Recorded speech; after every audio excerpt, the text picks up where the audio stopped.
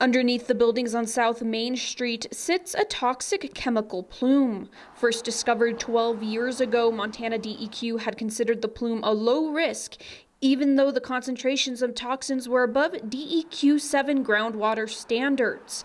Over the years, DEQ had looked for ways to confirm the low-risk nature of the plume. When there were some changes in EPA's guidance and an update to their hazard ranking system, we then referred this site to EPA in order to take advantage of some federal resources for further site evaluation or site assessment. The EPA began a preliminary assessment in 2019. The assessment looked at historic data collected from the site. And we found that there's a probable plume extending under the high school and the apartment building in the area.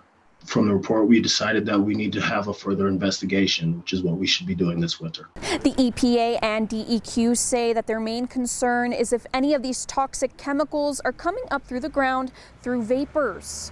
The main toxic chemicals found are trichloroethylene and tetrachloroethylene. In higher concentrations, the type of effects that you can see with these type of contaminants, you can see some neurological symptoms. There's some evidence that there's increased risk of cancers as well.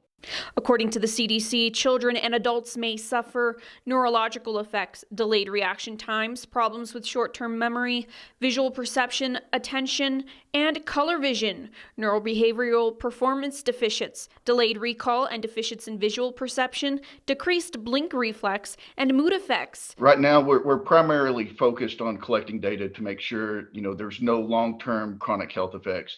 The EPA will begin testing the sites during the winter. It's really important for the community to know that we're working diligently to ensure the safety for all Butte citizens. In Butte, Caitlin Aguilez, MTN News.